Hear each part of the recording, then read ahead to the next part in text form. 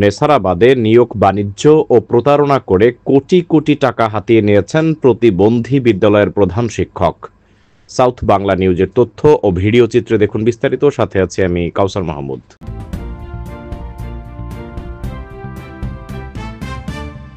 পিরোজপুরের নেসারাবাদে দুর্নীতি, নিয়োগ বাণিজ্য ও শিক্ষক কর্মচারীদের সাথে প্রতারণা করে কোটি কোটি টাকা হাতিয়ে নেওয়ার অভিযোগ উঠেছে জিরবাড়ি প্রতিবন্ধী বিদ্যালয়ের প্রধান শিক্ষক মোহাম্মদ আমির হোসেনের বিরুদ্ধে।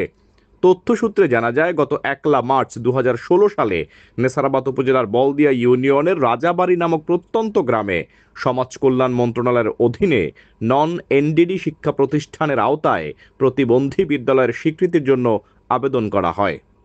প্রস্তাবিত বিদ্যালয়ের প্রতিষ্ঠাতা ও প্রধান শিক্ষক হিসেবে দায়িত্ব পালন করছেন একই গ্রামের মোহাম্মদ আমির হোসেন। খাতা কলমে শিক্ষকের সংখ্যা 21 জন, কর্মচারীর সংখ্যা 17 জন, ভ্যান চালকের সংখ্যা 2 জন এবং ভ্যানের সংখ্যা 2টি থাকলেও বাস্তবে দেখা যায় ভিন্ন রূপ। ভুক্তভোগী একাধিক শিক্ষকরা জানান, মন্ত্রণালয়ের পরিপত্রে ছাত্রছাত্রী অনুযায়ী 32 জন শিক্ষক নেওয়ার কথা থাকলেও সেখানে 70 জনেরও অধিক শিক্ষক নিয়েছেন প্রধান শিক্ষক আমির হোসেন। নিয়োগের নামে প্রতি শিক্ষকের কাছ থেকে 3 থেকে 5 লাখ টাকা পর্যন্ত ঘুষ নিয়েছেন তিনি। নিয়োগ বাণিজ্যের মাধ্যমে শিক্ষক কর্মচারীদের কাছ থেকে আদায় করেছেন প্রায় 2 কোটি টাকা, এমনটি জানিয়েছেন কর্মচারীরা। এছাড়াও প্রায় 5 লাখ টাকা দিয়ে প্রতিবন্ধী ছাত্রছাত্রীদের জন্য 2টি কাভার ভ্যান তৈরি করলেও গোপনে তা বিক্রি করে আত্মগোপনে চলে যান প্রধান শিক্ষক মোহাম্মদ আমির হোসেন। এ বিষয়ে প্রতিষ্ঠানের নামে ক্রয়কৃত জমি বিক্রির আশঙ্কায় শিক্ষক কর্মচারীরা একত্রিত হয়ে বিদ্যালয় প্রাঙ্গণে একাধিক সাইনবোর্ড লাগিয়েছেন, যাতে ক্রয়কৃত জমি বিক্রি করতে না পারেন প্রধান শিক্ষক মোহাম্মদ আমির হোসেন। এ বিষয়ে ভুক্তভোগী সহকারী শিক্ষিকা সোনিয়া আক্তার জানান, প্রধান শিক্ষক প্রতারণার মাধ্যমে আমার কাছ থেকে নিয়োগের কথা বলে প্রথম ধাপে 2,60,000 টাকা নিয়েছে। পরবর্তীতে বিএসএড পরীক্ষার কথা বলে 26,000 টাকা নিয়েছে। আমার একটি বেসরকারি কারিগরি কলেজে চাকরি হয়েছিল। আমাদের বেকারত্বের দুর্বলতার সুযোগ নিয়ে তিনি বিভিন্ন স্বপ্ন দেখিয়ে ওই কলেজেও যোগদান করতে দেননি। ওই প্রধান শিক্ষক মোহাম্মদ আমির হোসেনের বিচার চাই। এ বিষয়ে সহকারী প্রধান শিক্ষক মোহাম্মদ ফিরোজ কিবরিয়া জানান, প্রধান শিক্ষক মোহাম্মদ আমির হোসেন ছিলেন অর্থপিপাসু। প্রতিষ্ঠানের কথা কোনো সময়ই তিনি ভাবেননি।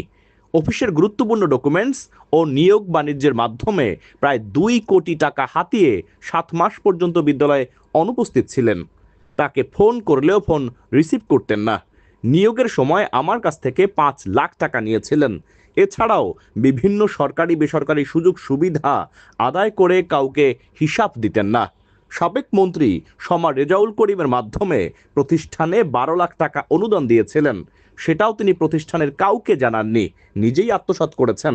এখন তিনি আত্মগোপনে থাকায় ভুক্তভোগী শিক্ষকেরা আমাকে বিভিন্নভাবে চাপ সৃষ্টি করছেন।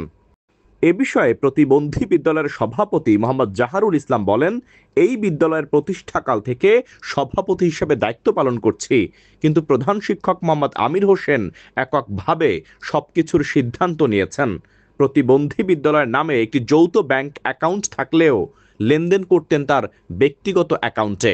নিয়োগ সংক্রান্ত লেনদেন ও অফিসিয়াল ডকুমেন্টস সম্পর্কে আমাকে কোনো তথ্য তিনি জানাতেন না। এ বিষয়ে অভিযুক্ত প্রধান শিক্ষক মোহাম্মদ আমির হোসেনের সাথে কথা বলার জন্য তার বাড়িতে গেলে তাকে পাওয়া যায়নি। পরবর্তীতে তার মুঠোফোনে তিনি জানান, আমি যা করেছি বিদ্যালয়ের স্বার্থেই করেছি।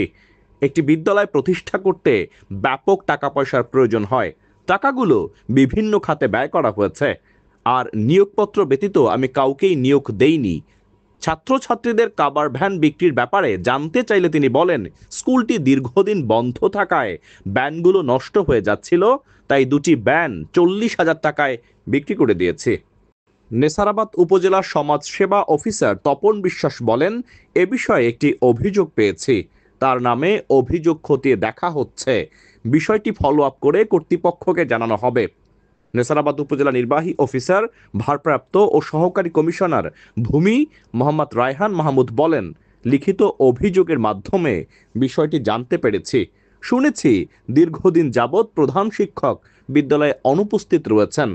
তদন্তে তার বিরুদ্ধে যদি সুনির্দিষ্ট অভিযোগগুলো সত্য হয়, অবশ্যই তার বিরুদ্ধে প্রয়োজনীয় পদক্ষেপ গ্রহণ করা হবে।